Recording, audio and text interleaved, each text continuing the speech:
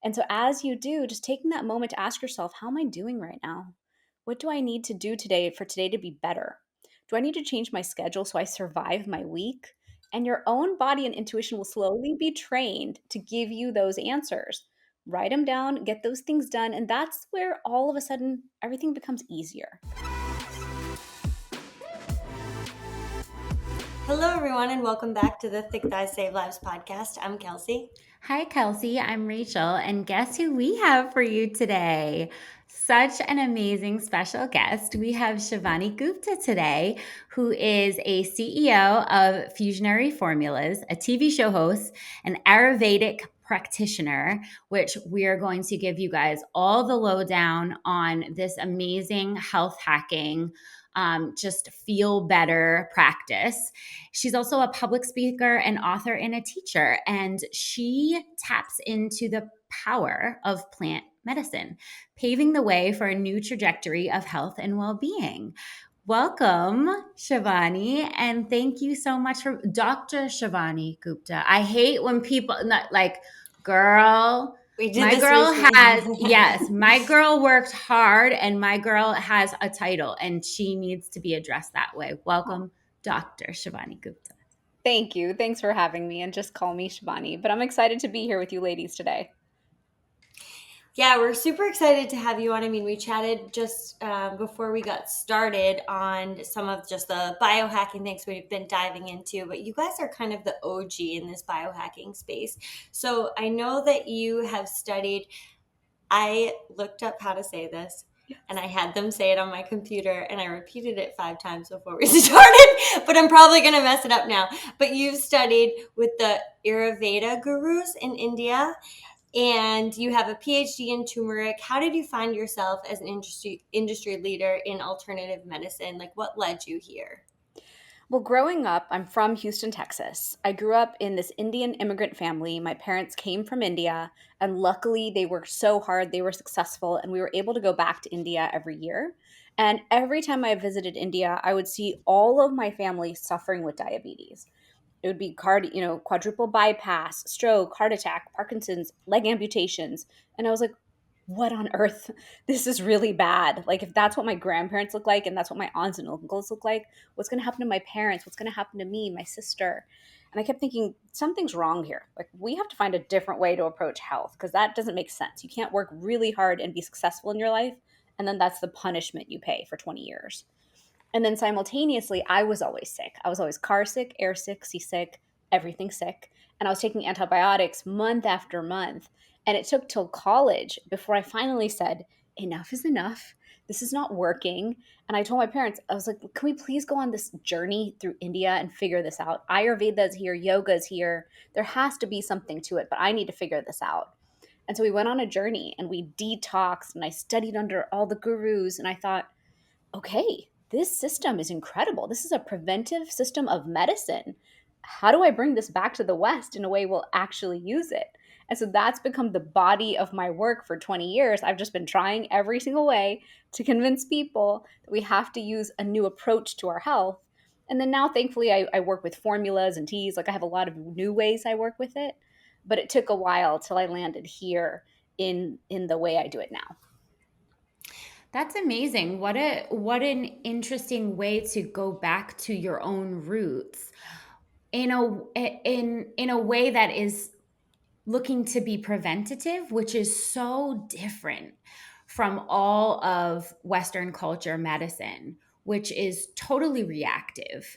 And I just love that you were able to not only revisit your culture and your roots, but also in this way to help like your own family and thinking about preventative medicine. That's amazing. Yeah, it's one of those things where I think so many of us are awakening to it now. And through the 70s, 80s, 90s, people thought about health, but it's just become really loud now. So it's almost the perfect time to finally have this conversation of, guys, we can approach our health in completely different ways. We don't have to do it the way we were raised. So I really love that. Yeah, I mean, Rachel, you brought up a good point too about how we're so reactive here. If you look at a family history of, diabetes or, different ailments that just seem to be like chronic in your family, we kind of just accept that as like, well, I'm prone to this, so this is how we're going to treat it when I get it. And it's like, there might be a better way to adjust that and to really look at how we might um, have that information as more preventative care and use that information to stop this line that we continue to create, in our families, where we say like, well, my family just has diabetes, I've been sick my whole life. I really love how you said like, I was constantly sick, and then I said like, enough is enough, this isn't the life I want to live, and then you took control over it. What an incredible way to start, sharing all of that information, because you really took the power back in your own life, and now you're empowering others to do the same. Thank you. And one thing I think we don't realize is we're told so many things are genetic. Like, oh, diabetes, heart disease, cancer, all these things. We're told like, oh gosh, like that's just part of your family history. And because it's part of your family history, it's going to become part of your history. And that's where I wanted to cut the line in the family track of things that we pass down. And I was like, no, no, no. We're not going to pass diabetes down to me. And so when in high school, college, I put a lot of rules in place for myself. I was like, I work out every day. I don't eat sugar. So I made laws with myself where I was like, there's entire categories of food where I'm like, that is not food, that's poison. And I just don't touch that stuff. I don't eat that stuff. And so that's made it easier for me to say, okay, well, all of this other stuff I can eat, gluten-free foods and all the things I do. And it's work. It's not like it's easy. And what I have found is it's not my genetics that makes it hard. It's the tendencies and the lifestyle that got passed down. We have parents, we look at them and we think that they're elders, they're parents, they're our authority figures. And so in my house, I grew up vegetarian. I grew up in a very hardworking house. My parents worked and then ate dinner at 9 o'clock. They didn't really honor sleep. They did business 24/7, 7 days a week. So as an adult, whenever my numbers creep up towards prediabetes, I take a hard look and I'm like, what are you doing? Oh, you're eating too many carbs in your Indian food at night. You're eating too late. You're not honoring sleep. Like the patterns will keep coming back. It's actually our job just to fight those patterns because they say even cancer, I think the statistic I read was like only 5% of cancers are truly genetic. It was like 5 or 10%. All the rest is lifestyle. And I looked at that like, oh my God, like this is really us. We are doing this, even with cancer, which we think like, oh my gosh, it's my family history. And so that's what I like to share with people is look, we have an opportunity to take complete control of our health and approach it completely differently than what we've been taught. And that doesn't make our parents wrong. It just makes us newly educated in the new biohacks and the new approaches and even the ancient wisdom of Ayurveda that has so much power to transform our health. Yeah, I mean, I know that some people have the feeling of overwhelm when it comes to like, hey, you're in complete control of steering this ship. That can sometimes overwhelm a lot of people, but I personally feel that it's exciting because once you get past the overwhelm, it really does open up so many possibilities for you when you realize how much control you actually have and how little is going to be out of your control when it comes to your own health. And so I think that's really exciting. And I want to give you an opportunity for the listeners who have never heard of this practice of Ayurveda. What is the methodology behind this? Can you sum up, the approaches of this practice and how it comes together with our health and well-being? Absolutely. So Ayurveda is an entire system of medicine from India that's over 5,000 years old. And it encompasses so much. It encompasses all the subspecialties. Ayurveda spoke about surgery and all the different aspects of intervening with our health that we need. But it also taught an entire part around prevention. And so Ayurveda teaches us what I now call and created as the elemental design. And I drive that home because elements and nature's elements are made up of us and we are made up of nature. And so remembering to honor yourself as a being who's made from nature is the first key. We are made of earth, air, fire, ether. And those different elements make up what we call in Ayurveda your dosha, or your mind body constitution. So I have everyone take a dosha quiz and know, are you vata, pitta, or kapha? Because if you're more air, more fire, or more earth, that alone is going to drive your personality, your physical tendencies, your health struggles. So knowing that can be the ultimate game changer, because balancing your dosha can be the one thing you do that helps you feel better and feel like you're more whole and in control in your own body. So within Ayurveda, we teach about circadian rhythm, which is our clock with nature and how we balance ourselves with the circadian rhythm of planet Earth. We teach about gut health and how the gut digestive fire is the center of all health. And it's really cool that modern science now talks about gut microbiome, gut brain axis. All the modern science is proving what Ayurveda said, which is if you honor gut health first and that fire first, you will have all health. And then in Ayurveda, we teach the sattvic diet. So yoga is a sister science to Ayurveda. And the sattvic diet is really living this yogic diet that's nourishing, that's balancing to all of us. And it's a lot more about how to eat rather than what you eat. So being mindful when we eat, not drinking too much water around meal times. There's a lot of little tips and tricks out of Ayurveda for diet that can be really effective. Then we teach dinacharya, the daily self care rituals. And those self care rituals help you build your circadian rhythm throughout the day, but they also help you detox because we know that we collect this toxic burden every day throughout the year. And if we don't clear it out of the way, we're going to have inflammation and all sorts of other issues. And so Ayurvedic rituals involve tongue scraping, oil pulling, a lot of different things to build a rhythm with detoxing the body. And then finally, we teach a lot about sleep. We teach a lot about exercise and yoga. We teach about being in flow with nature and grounding your body. I teach about mindful medicine chest and the super spices that we can use because turmeric, ginger, cilantro, the ashwagandha, the adaptogens, there's so many incredible herbs. And so herbology is one of our favorite ways from Ayurveda to use plant medicine to treat the body and get the body where it needs to be. So that's kind of like a big overall umbrella of what's included in living the Ayurvedic lifestyle. And you can pick and choose what you need in any given moment. I love that there's a lot to unpack there with, just different ways that we can figure out what works for us. And I think it's really interesting that there are so many, we had a doctor or a surgeon on our podcast last week who is a bariatric surgeon. And, she started talking a lot about gut health, which I was super excited to hear about, just kind of transferring over.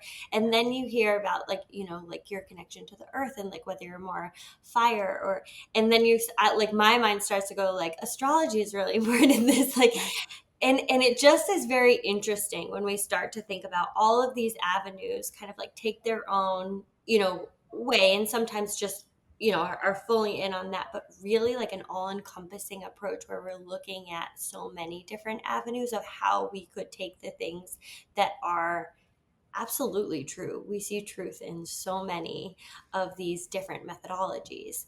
Take the things that work for us and then implement them in our lives in the way that makes us the most successful. True. Very true. And I did have some clarifying questions. How do you know, what kind of like, not what kind of sign, but which one you kind of lean more towards? Like, how could our listeners find out? Yes. So I have a dosha quiz on my website at shivanigupta.com that people can take. And people always email me back after they take the quiz and they're like, how did you know all of that about me? That's really weird. And I'm like, these are ancient traditions. This is ancient wisdom. It's been true for 5,000 years. So as billions of us have gone through this planet, it's interesting to look at the templates. And I can usually look at someone and guess their dosha, which is so fun. Like I can tell Rachel, you're definitely a pitta. Like you're right. You feel like a pitta energy coming through the screen. And then you look maybe like a pitta vata, like you're in between the two. And so a vata person is typically thin and wiry. This person is taller or shorter than most people in their demographic. This is someone who's got small bones. They have like more of an oval face or a longer face. This is someone who is a busybody, like they're always in motion. They've always got stuff to do. They can survive on green juice and tea and water all day long. They don't even need food, which I find so interesting that the Vata crowd can accomplish that.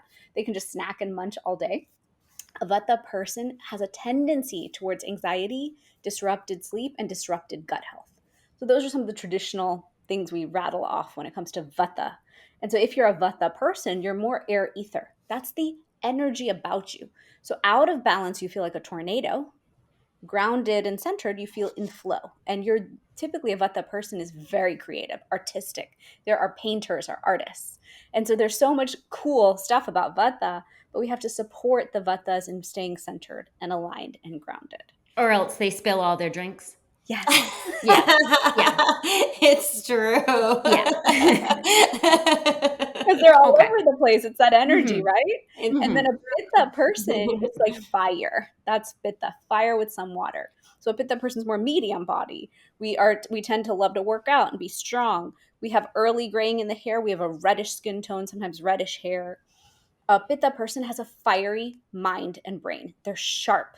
They're very ambitious. They want to build things and do things, but sometimes they're going too far too fast. And a Pitta person tends towards inflammation, heartburn, everything burning inside of us because we're like fire people. We get hangry. We have to be fed, or we literally explode on people. I attribute it kind of like a volcano. If we're balanced, we're cool and calm and settled. The minute everything's going out of whack, we are erupting, exploding. We harm our relationships. We're not nice. And so I do a lot of work. Like as much as I caffeinate, I hydrate with electrolytes because I have to manage the spit that fire. Or by the end of the night, the people who get the brunt of my fire is my poor children. So I try to really manage myself well. And what's funny is sugar and sweets calm us down and cool our system down. So if you're anxious, that's why a lot of people are reaching for sugar and chocolate and sweets all evening because they're just trying to cool themselves down. So I teach us coconut water, peppermint tea, like healthy options, and like yogurt with some berries as opposed to the sugar. And then finally, the third dosha is called kapha. Kapha is bigger boned, someone who's sturdier, stronger, can lift heavier. This is someone with a rounder face, oily, curly hair, rounder features overall. And this person's temperament is like Mother Earth because their energy is earth with water. So they're the caretakers, they're loyal, they're very one thing at a time. Like you might have a man who's very guffa, like just grounded.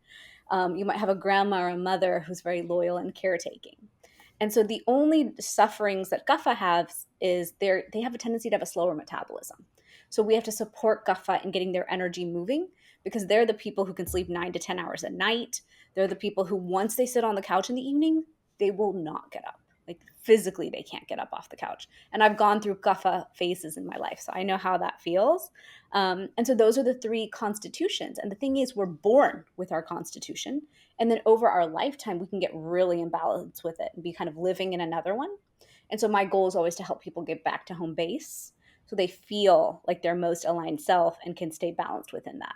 And truly, we do that intuitively. Once you understand how to do it, you're just doing it throughout the day intuitively with your schedule.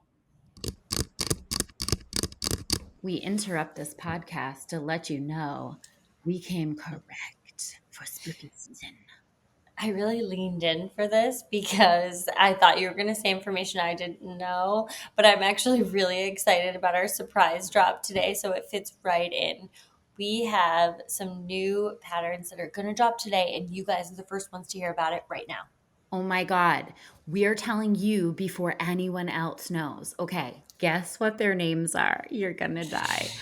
Maybe I'm not even going to tell you what this one is. I want you to guess. Surprise drop today. Name of the legging: hide and seek champion. Yeah. Okay. All right. Put it in the comments. Who's the hide and seek champion? Like, That what do you will think be is on the on your leggings? leggings today. We also have a surprise. Shh, don't tell anybody. Vicious and Delicious is redropping today. Vampire teeth, reversible, 2 colors, 2 leggings for the price of one. You can't freaking beat today's surprise drop. So make sure you go get it at constantlyvariedgear.com. That's so Just interesting. Mine was definitely right. I already did the quiz. Quiz. Oh, you And did? Which that was one was yours? fire. Yeah, she's fire. You can just tell. Is that so? You said like those people are more likely to reach towards like sweets for comfort and stuff like that as well. Yeah. That's so funny because like Rachel and I are sisters, and so we have the same genes, but we are very different in a lot of ways. Yeah. And I've always noticed that about her. Like she likes a little, like at the end of the day, like a little chocolate at the end. Every time I eat at her house, it's always like, oh, we'll have a chocolate at the end. When I'm like running out the door to like do, like I forget about the like what the next plan is. But it's like she's like, oh, we're calming down. Like we're gonna have some chocolate covered almonds, and I'm like, Yes. oh, we're I calming. I do that too because it's the only thing that settles us. Like, we have to literally use a tool to settle ourselves, or else we're Yeah, just like that crazy fire energy all the time. yeah, Yeah, there's a lot of burning. There's a lot of, and like, she said it like about heartburn and stuff like that. That's always where I live. yeah, yeah. The Um, burps. yeah. Like why? Okay, so on that, I wanted to, I think it's really interesting that you said about, you're born in this certain dosha, but like you can get out of balance so that you find yourself like waking up in a different one and you're like, this really feels strange to me. One of the most talked about health industries we see the industry discussing right now is about inflammation. Sure. And I wanted to talk about, we have now studies linking inflammation to everything from IBS all the way to cancer. And I wanted to ask you, with regards to imbalance, do you feel that most or many people have an inflammation problem? And what are some signs that we could potentially look for to like that might point to us having a higher level of inflammation than what we should have? Sure. So, what most people don't understand is what the causes of inflammation are. And the symptoms of inflammation tend to be, joint pain is an easy one. If we have joint pain, we're like, oh, that's inflamed. That's inflamed. So, I'm going to deal with it. Most people will take an NSAID or a painkiller. The thing is, when we take painkillers, we're just masking the symptoms. We're not actually treating anything. And so that's where I love to bring in turmeric and the super spices, because we can actually systemically reduce inflammation and start to win at things like joint pain. But if you're starting to get headaches, indigestion, fatigue, stomach being off, any type of low grade fever, swelling in the body, all of these are indications of inflammation as well. And so understanding that and saying, oh, you know what could this be? Where is this from? A lot of times when I get a headache, I'm like, is it hydration? Because that's my first culprit. Did I not eat right? But I'm obsessed with what I eat all day, so I know I'm eating properly. And then I think, wow, am I inflamed? Like, where did I go wrong today? What's happening? And so really paying attention to the body is key. What causes inflammation is a lot of things, and that's the problem that we have nowadays. Whether it's cigarette smoke, environmental burdens, like different, our air quality, our food quality, our water quality, the cleaning products, the self-care products, everything is made of so many chemicals, and the body is just reacting, saying, I don't quite know what to do with that, but it looks like the enemy, so I'm going to react with inflammation.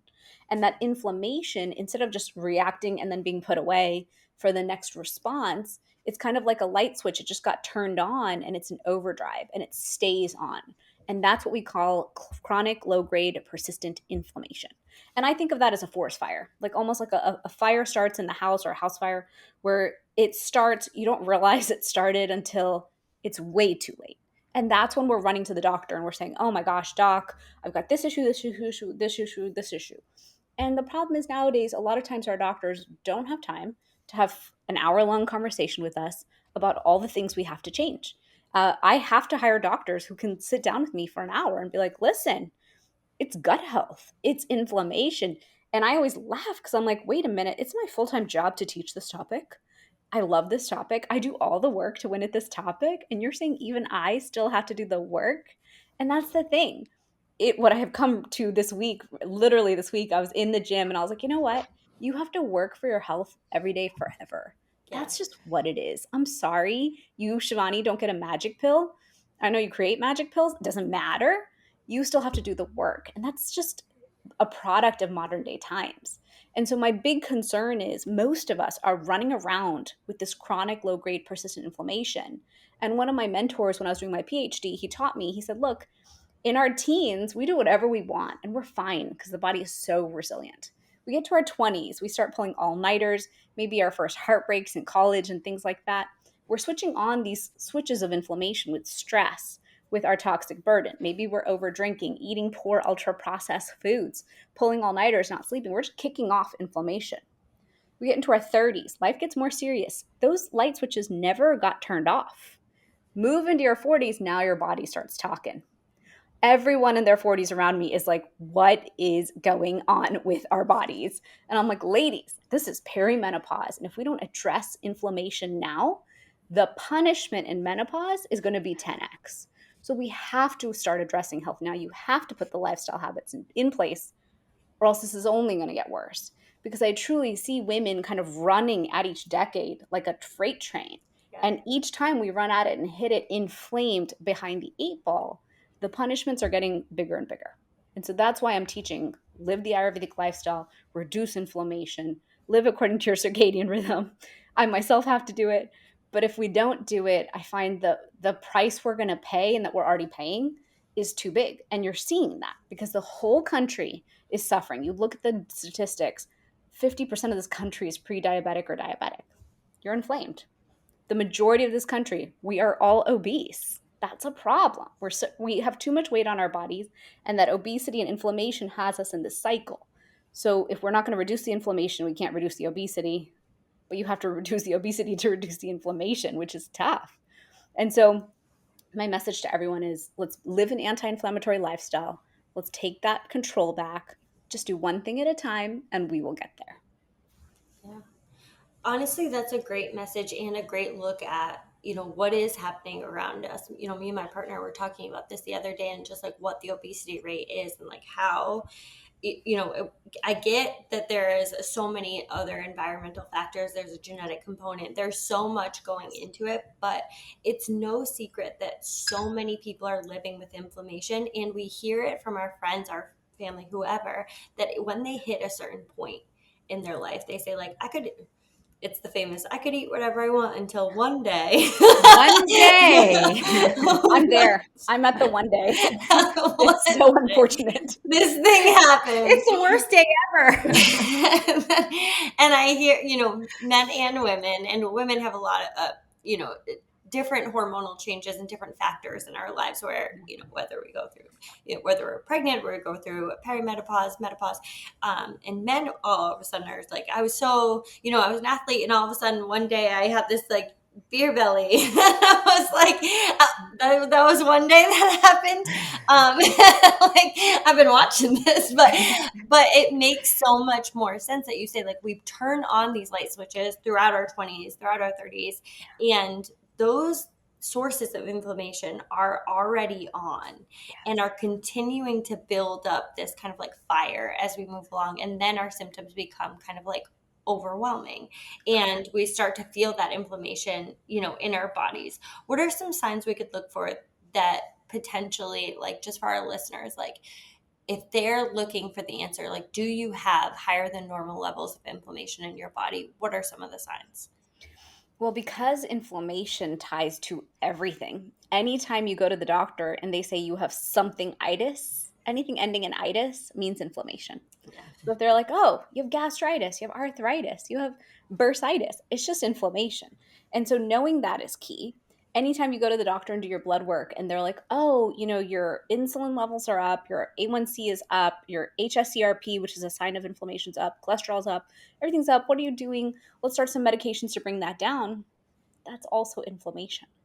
And so we can take medications, and sometimes some people should because we need to control numbers. But whenever my doctors say that to me, which they do say sometimes, I'm like, ooh, what needs to change? I need to take way more turmeric and reduce that inflammation systemically. Where is my environmental toxic burden at? Is it alcohol? Is it dairy? Is it gluten? Am I eating too much sugar? Where am I going wrong here for my body? What am I eating that's maybe inflaming me more than I realize? Because if we take food intolerance tests, sometimes we understand there's certain foods that are really driving up inflammation and causing an allergic reaction in the system. And that's what the body is reacting with, causing more inflammation.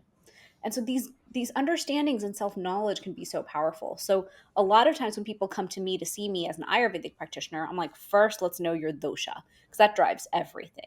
Second, based on what you're telling me is your history and how you're feeling, I'm going to partner with functional medicine doctors who can order the big blood work, the stool test, hormone testing, food intolerance testing, sometimes DNA testing, because that's really valuable information. You just do it one time and you understand why you are the way you are.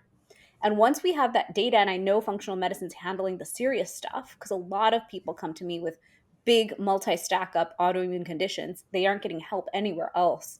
And so they finally find the Ayurveda door. And I'm like, okay, functional medicine does their job. But the thing is, I've been going to functional medicine for years. They can tell us what to do and fix us. The lifestyle shift has to happen to hold the result, or else we just rubber band back to our original selves. And so every time I do the protocols, I win. And then you let me go to my own devices and I'll stress, do business, travel, do all the things I do. And then we'll find ourselves close to where we started. And the team is always like, hey, you need to do gut work again, or whatever that is. And so that's just my reminder to everyone that we have a lot more tools available to us right now to address inflammation. But if you're going to the doctor and they're saying you have anything itis, that's a sign. Your blood work is showing a bunch of stuff elevated that indicates metabolic syndrome, that's a sign that inflammation's up. And honestly, all of us as a society right now are inflamed because stress causes inflammation. Not moving our bodies, obesity, like I said, causes inflammation. So many things can kick off inflammation, just being off circadian rhythm. So that's where we need to do the work to win at this. It's exciting that it's a lifelong battle, but it's also a little overwhelming. I know. I feel that way too. You know how I think of it? That's normal. Yeah, it's kind of part of the.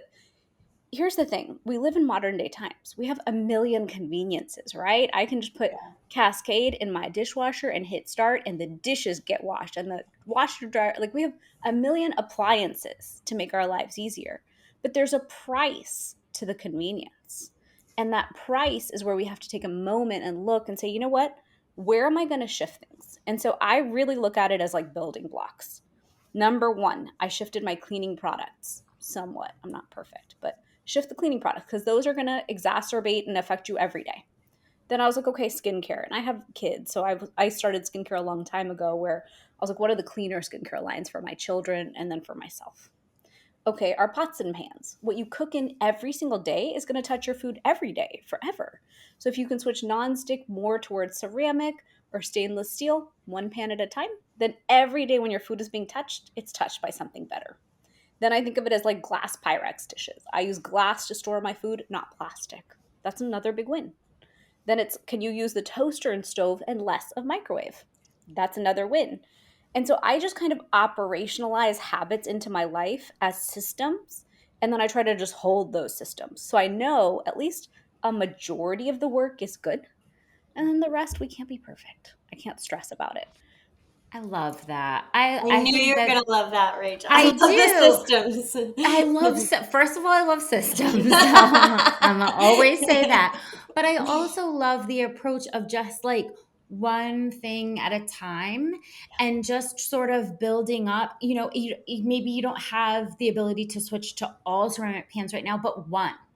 And maybe you don't have like a full stash of glass Tupperware. We call it Tupperware. Is that what other people call it? Okay. But like maybe you can get like 4 and use those, you know, the majority of the time. And it's just, I just feel like that is the approach to like lessen the overwhelm when you say to people like, hey, everything's really bad out here. And they're like, oh shit. Like everything.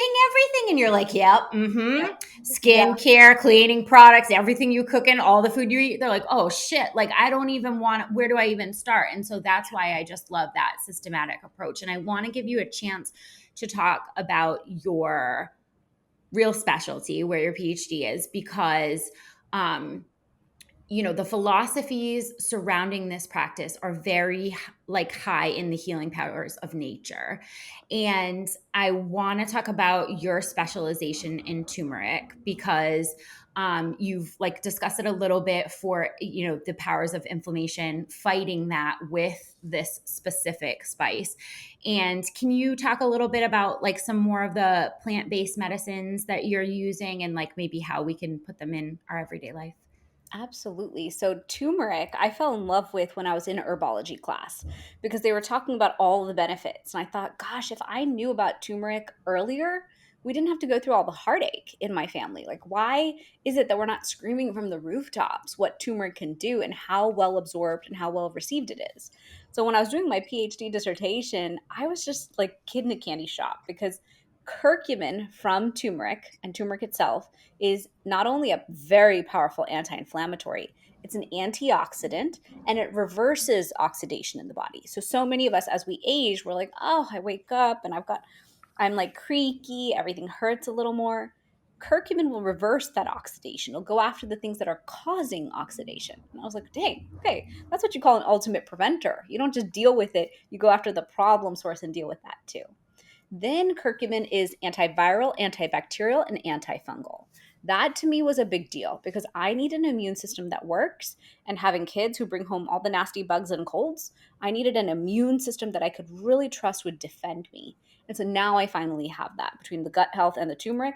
I win all the time, knock on wood, and I don't catch all the nasty colds and things that come by that people have. And that helped a lot in the pandemic too. Things were going by, and I was like, nope, I have a defense system in place. This is not happening for me. And then finally, curcumin has a lot of other benefits that we rarely talk about. It goes after our zombie cells. So as we age, these zombie cells form that run around and damage everything and cause us to age faster. Curcumin goes in there and just cleans house. Any cells that are malignant that the body is forming that shouldn't be in there, curcumin goes after there and cleans those out as well. It's kind of like the janitor that just cleans out the junk that shouldn't be there that's causing damage. It's a very powerful anti-aging tool. So I spoke at A4M Vegas last year and I did a whole presentation on sirtuins, telomeres, AMPK pathway. So curcumin functions like metformin in the body on the same pathway. And so when we're talking about obesity, inflammation, metabolic syndrome, all of these issues, based on the research, and there's over 17,000 studies in PubMed that show what the effects of turmeric are on the body, because modern science is fascinated. How can this one plant do all these things? And so they go and study it and they're like, whoa, that actually worked. That's insane.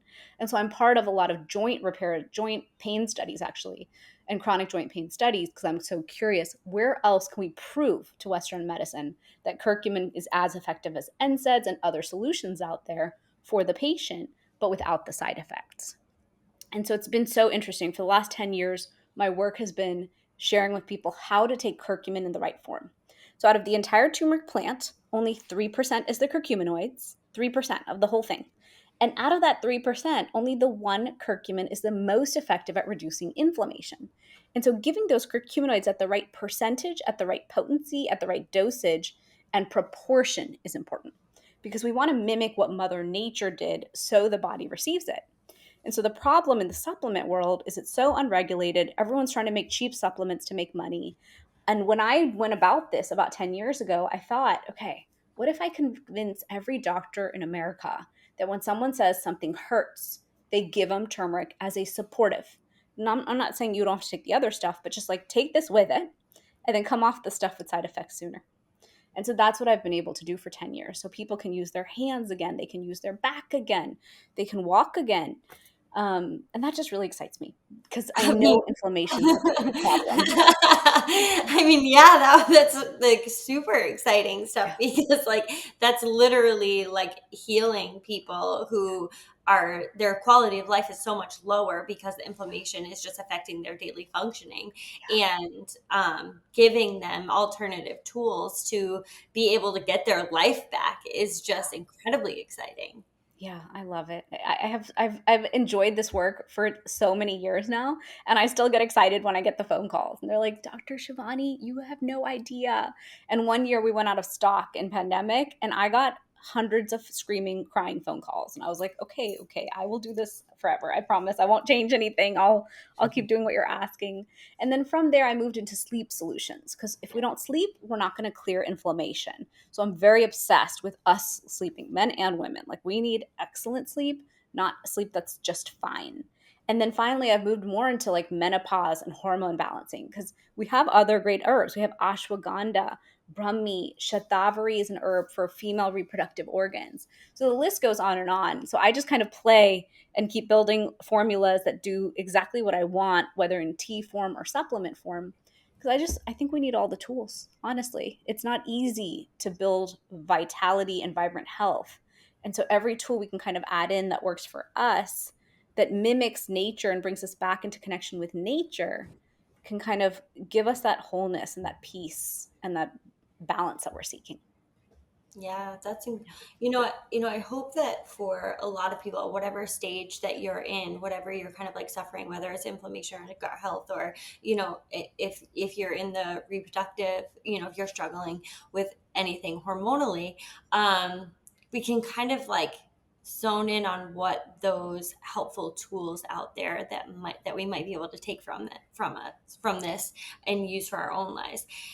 If you could snap your fingers and have everyone on earth supplementing just one thing from nature's pharmacy, what do you think it would be? 100% turmeric I all day know. long. 100%. I honestly, when I travel, I have to leave with my turmeric. I carry it everywhere. People are always like, how do you have a bottle with you at all times? I'm like, you have no idea. If you are any problem in life, I think there's always that quote, like, I've got 99 problems, but turmeric solved like 97% of them. I really do think of my life that way because if you read the science, you would be compelled. Every time I pull up the studies, I'm like, dang, it does all that. Oh my gosh, like we're proving it more and more. And Yeah. that just really excites me because we need those solutions nowadays. We know inflammation is going to be rampant. So all of us need to reduce it systemically and support ourselves and prevent. Like that's the key to vibrant health to me is get things on board that are working and then go from there. I'm also really surprised that this hasn't been kind of brought to my attention. So I'm 6 months pregnant, and not having like, every time you go into the doctor's office and they say like, make sure that, you're not around people with colds because you can't get sick. Don't eat this, don't eat that. But there's never like, hey, there are these other like natural alternatives that really might be great to support you during this time.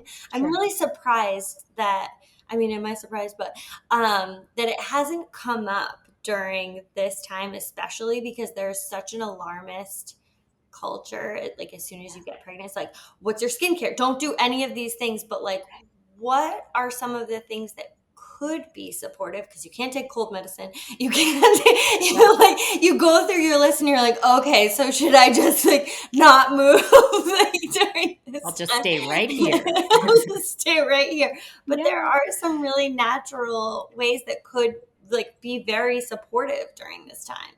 Yeah, and the thing is, I actually was so pregnant. I was so passionate about pregnancy back when it was time for me to have my kids.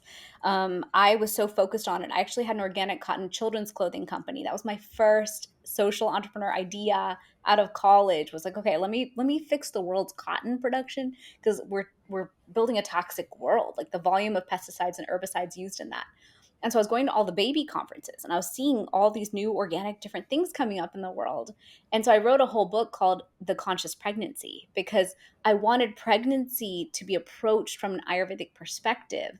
And my theory was, can you create really zen, happy, healthy babies if we're more conscious about ourselves during pregnancy? And nowadays, I have so many women around me who go through IVF, who deal with a lot of infertility struggles. And so I'm working with a lot of women like that. I have one who went through 6 rounds of IVF, struggled, and we figured out the problem, and now she just had her beautiful baby. So to me, pregnancy is a big deal. The issue we have in America or in the West is it's so litigious. No one's going to recommend curcumin or anything else during pregnancy until we have a study proving it's okay. And you can't do a study on pregnant women. So when I was doing my Found that master's degree, I out. wrote that book as my thesis because I was like, I have to birth this book. I have to get it out in the world. And then afterwards, I wanted to do a clinical study as my PhD on pregnant women. And my advisor was like, nope, no one's going to let you do that. Nope, you can't do it. And so then I chose turmeric. He's like, what's your next favorite thing? I was like, well, turmeric's really cool. So yeah, pregnancy, no doctor will recommend it and no supplement company will say, sure, take my turmeric when you're pregnant because we just don't know. And so that's where we all as women have to kind of sit down with, let me read the science myself. Let Yeah. me see what I'm comfortable with myself and make those individual decisions. Mm. That's amazing. So being that is your snap fingers, everyone on earth is now on this. What is the best way, absorption wise, taste? I mean, what is your recommended way to get that supplement into our bodies? So we can take turmeric in its regular form. A lot of people are using raw turmeric. When you dry it and put it into the spice form, that's a lot more potent. And so if you're going to consume turmeric, the spice, make sure you do so with black pepper or a healthy fat, or you're not going to absorb the benefits of it. And in my household, we use turmeric. I'm Indian, like it's in all of our food. But I don't attribute turmeric in my food to be enough of a dose to battle the level of inflammation that we have in the world right now, especially the modern day woman. So I take curcumin as a supplement, and when I built my supplement, I put black pepper in it so that that would increase the absorption by 2,000%. If you can't have black pepper, there are liposomal curcumins available, but make sure you take a supplement where it says curcumin standardized to 95%. There's so many supplements on the market right now, and they just say curcuma longa, and people are like, oh, curcumin. No, curcuma longa is just the plant name of turmeric. So it's like buying regular turmeric powder, which you can get for like $3 and sprinkle in your food anyways, but in a tiny pill form. And so I just like to say that because I don't want people wasting their money or their time. I take a lot of supplements. I take my probiotics, my D, my turmeric, my ashwagandha, all the things. But I want everyone to get the right dosage and the right potency. So when I built mine, I put that full 500 milligrams of curcumin, and that potency that I reach in the extract, we actually land above 95%. And so we know that we're going above the standard. We're not trying to push something chemically just to reach a standard and then say we reached it. So I just think it's so important we look for supplement companies, just like in skincare, just like in cleaning products, that are family owned, small business, someone who actually has values and cares about us. I shop local, I source local the best I can because I do think that if we align our values to someone who's honest and good, then we're going to get the results that we want. Mm. Yeah, that's a really good point. And just so many different ways. I think sometimes when we hear turmeric, we're like, oh, okay, I'll just add some into our food. And even though we do understand that like there are levels that we need to reach, and like, this amount of additive into our food isn't necessarily going to make the difference that we need to actually fulfill that supplement. So if there is any like advice, I know you've given a lot during this podcast and done an amazing job, but that you want to leave any of our listeners with, what would it be? I would invite everyone to take the dosha quiz, to take a moment and look into Ayurveda for yourself. Because Ayurveda itself is such a powerful preventive lifestyle. It teaches us that we have the power to build this intuitive sense within us. And that intuition and understanding is what's going to drive all the results that we want. And the bigger problem is we've kind of disconnected from that. So I teach something as simple as tea time is me time and just pausing 4 or 5 times a day, sipping on a cup of tea. It's warm, it's comforting, so it'll bring you into the present. You have to sip it, you can't chug it. And so as you do, just taking that moment to ask yourself, how am I doing right now? What do I need to do today for today to be better? Do I need to change my schedule so I survive my week? And your own body and intuition will slowly be trained to give you those answers. Write them down, get those things done, and that's where all of a sudden everything becomes easier. Everything becomes simple. Instead of being women with 10 plates in the air and someone's always crashing and something's always crashing, we cannot we can finally feel like body, mind, and spirit is in alignment and feel like our best self. And once we do, then it's easier to do all the self-care and all these things we talk about that are good for us.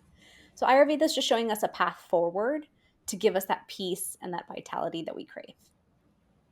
Oh, I'm here for that. I know it's such good advice. I'm here for that. I actually have been doing, and I'm sure you probably agree, Shivani, that tea time in South Florida in August it's you got to be committed.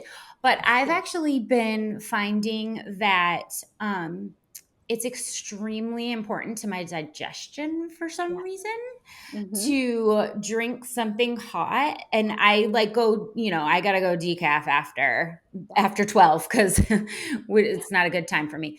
But it's like a really nice, and I take my tea and I like, no phone, no phone, no phone. And I have found that like my bloating after meals has been like severely decreased. My like sluggishness at 2 o'clock, like after lunch, has been severely decreased. It feels like it's like the food is just doing its job and then it's moving on.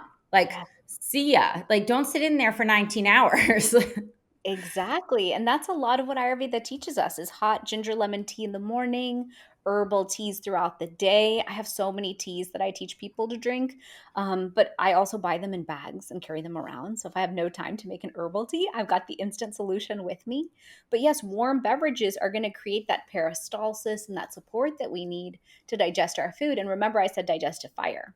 So tea will also kick off digestive fire and metabolism, which we all want, almost all of us want help with. For sure. Before we go, I did want to just ask you a quick question on circadian rhythm, because I know you've done a really lot of research in this area, and we are just all one big angry sleep deprived Sleepless. nation. Oh, well, honestly, world. But um, in your opinion, is our lack of sleep, or maybe I should say like productive sleep, because a lot of us are sleeping, right? But like there's a difference between productive sleep and sleep. Um, is our lack of sleep making us ill? And what do we need to do to get that productive, restful sleep that in all studies leads to health? We as a modern day world are not honoring sleep as the most important health habit of all. Above exercise, above diet, above everything comes sleep, because sleep is when we clear the lymphatic system, clear inflammation out of the body, heal and repair and rejuvenate. And what's interesting is the brain collects up to 3 pounds of lymphatic waste per year. That's our brain holding junk, and it can't let that go and clear it if we're not getting sleep in the correct window. And so Ayurveda teaches us that our circadian rhythm dictates that between 10 and 2, the sleep that we get then, we call it the pitta fire time of day, 10 to 2 on the clock, that time is twice as important as the rest of the night's sleep. And most of us squander that sleep because we think I have work to do, I've got things to do, I've got to get kids settled, I've got to take my time for myself. But really you're taking my time and you're ruining the quality sleep, the productive sleep as you called it, the restful deep sleep states that you need for having a healthier body overall, productive mind that's clean and clear, productive body that's clean and clear for the next day. So I really honor sleep as the most important thing that we do. I use a deep sleep tea every night as my sleep hygiene habit. I set alarms. So at 8:15, I set one saying invest in self-care time. And if I ignore that alarm completely, I have another one at 9 that says time for sleep rituals, just to remind me, like, shut down that laptop, close down the house, go upstairs, turn down the lights, hot shower, deep sleep tea, and ease into bedtime. Because so many of us are squandering that sleep. So sleep is the key to all health, and it's the key to reducing inflammation. And the sooner we invest in really good sleep and measuring it so we know the quality of the sleep, the better off we are. Do you recommend, I know you said some of these supplements have really great qualities in that like repair and cleaning out type of system. Do you recommend them before sleep? Does it matter what time we're taking them?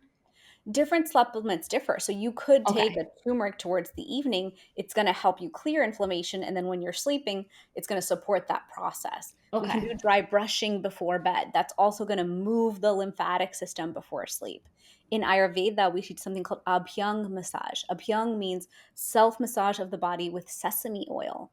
And by doing that, we're feeding that oil to our skin, and just putting oil on the tops of our feet before bed is like an Ayurveda biohack to getting better sleep. So we've got a lot of tools and tips and tricks that can support you in getting to where you want to be, and then building that pillar of vibrant health that we crave. I think it's one of those things that we know sleep is so important, but as we start to dive into health and fitness specifically, we hear from a lot of women that the first thing that they're willing to take away from to fill other cups, as you will, for their overall health, like going to the gym. Well, I'll just wake up earlier, but I'm not going to bed earlier, and I'm going to sacrifice sleep in the name of health, when we actually back up and look at it and look at sleep being the number one. That's not the place where we sacrifice.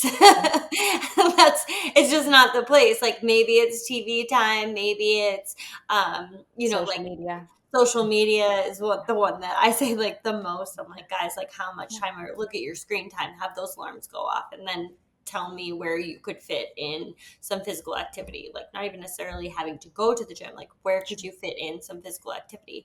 But so many of us, and I know a lot of people listening to this podcast are thinking, like, when it comes time to fit some other pieces of health into our routine, we take away from sleep, and Yeah. can't yell loud enough Full how that's stop. not the place that we're going to take away from in the name of No. health.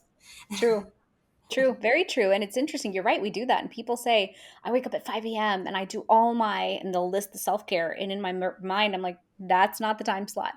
If you have to cut sleep to do self care, fit self care in later. So a lot of times I'll get home from work around 4:30, and I'll settle the kids with a snack and TV because they want to chill out and zone out for a bit before they start their evening.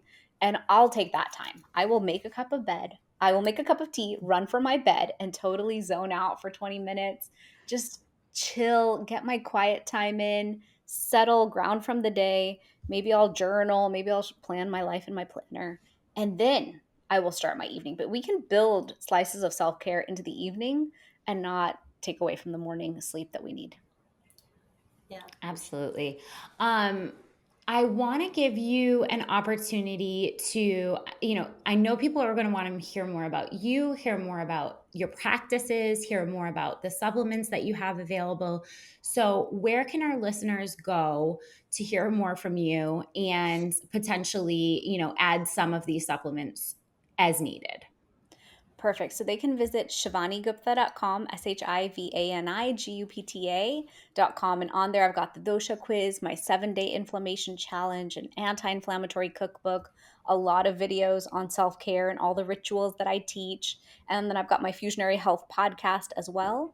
And then my supplements are fusionaryformulas.com. And we made a special code for your listeners, TTSL. We'll give them 15% off at fusionaryformulas.com. So they can try the sleep tea, the turmeric, the inflammation relief, and the formulas to help themselves. That's awesome. I definitely encourage all of our listeners to check that out. But check it out as well. And that's awesome that you gave them a code for us who are listening to today's podcast. So that's super great. Thank you so much for coming on this, and just thank you for all the work that you do. You are doing some incredible stuff and noticing just where we have some deficiencies, like in our society, and how you can really help people feel better and live their happiest, healthiest life, is just incredible work that you're doing. So I just want to thank you so Thank much for you. that. Thank you. And same to you, ladies. Thank you guys for having me today.